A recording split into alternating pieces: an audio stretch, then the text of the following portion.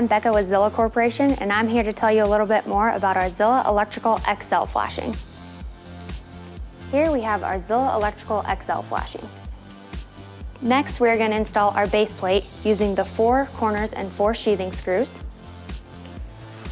Next, you'll install your flashing up underneath the shingles. Finally, we will install our electrical adapter. This adapter is both threaded on the inside and outside, giving you male or female attachment method.